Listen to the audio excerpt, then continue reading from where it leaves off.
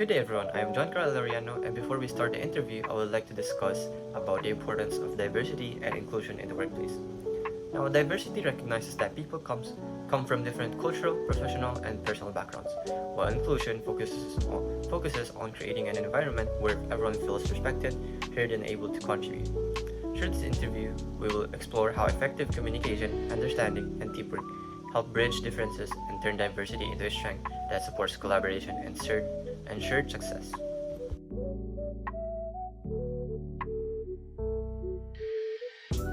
Good morning, I am Riley Aguila. So, for this interview, we will be talking about inclusion and diversity. Hello everyone, my name is Jane Raven and we are going to interview Miss. What's your name po? Hello, good morning. I'm Angelica Venadero and I'm an employee at a BPO office. So that's Gab's Healthcare Solution. So I'm here as to answer your questions regarding cultural diversity and inclusions. Okay, so we just have a few questions for you. The first question is, describe a time you had to communicate a complex idea to a group of people from diverse cultural or professional backgrounds.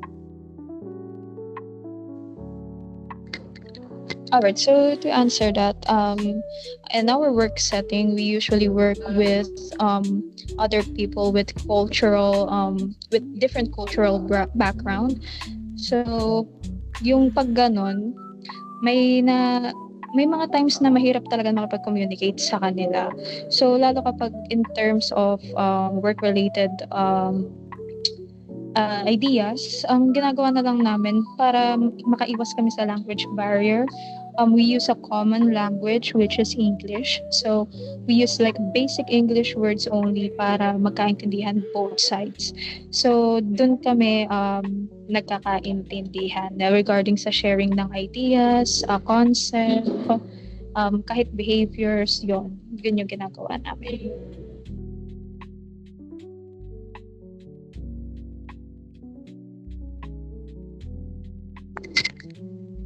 Okay, thank you.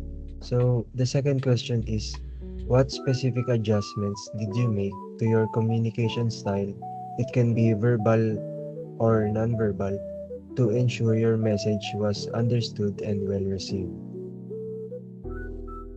Alright, so sa language or verbal, yun nga, yung paggamit ng English. So, dun kami nagkakaintindihan ng mga co-associates namin. So, sa non-verbal naman, syempre may mga terms in English na mahirap like ipaliwanag sa iba, especially kapag iba yung language nila or yung culture nila iba.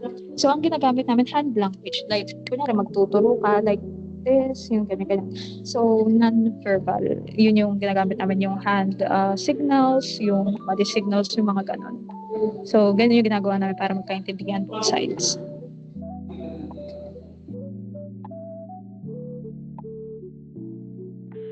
Alright.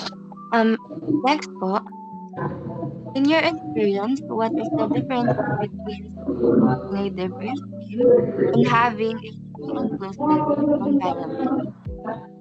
Okay, sa diverse team, kasi pag sinabing diverse, iba't iba yung background, like cultural background, yung environment, like environment nila. So, yun yung masasabi nating diverse na team. Pag sinabi naman kasing inclusion, sige, magkakaiba ng culture, pero nagkakaintindihan ba in terms of like ideas or pinapakinggan nyo ba yung isa't isa. So, I think that's inclusion. So, pag ganun, since nasa BPO nga kami, and hindi maiiwasan yung may magkakaroon kami ng katrabaho na ibang lahi or iba yung culture nila. So, ang ginagawa namin is palitan ng ideas.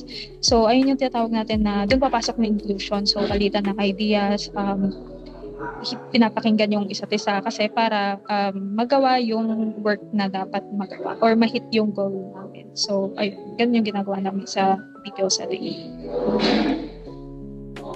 Alright.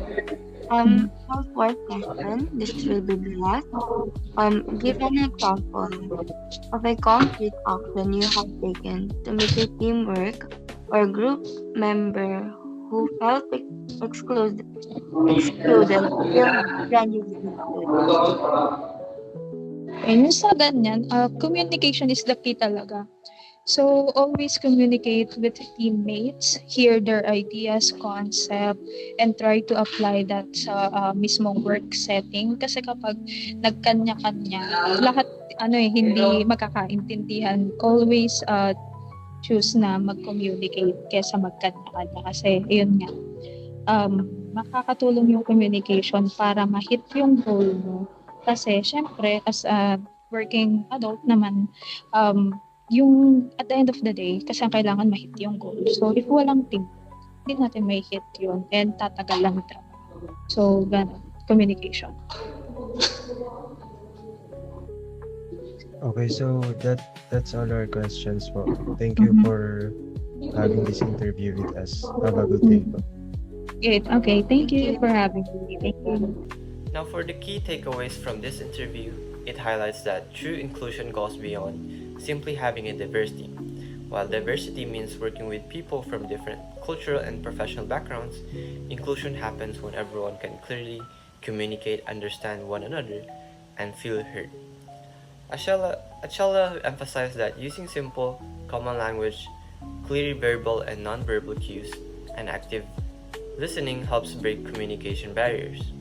By encouraging open exchange of ideas and teamwork, misunderstandings are reduced and goals are achieved more effectively.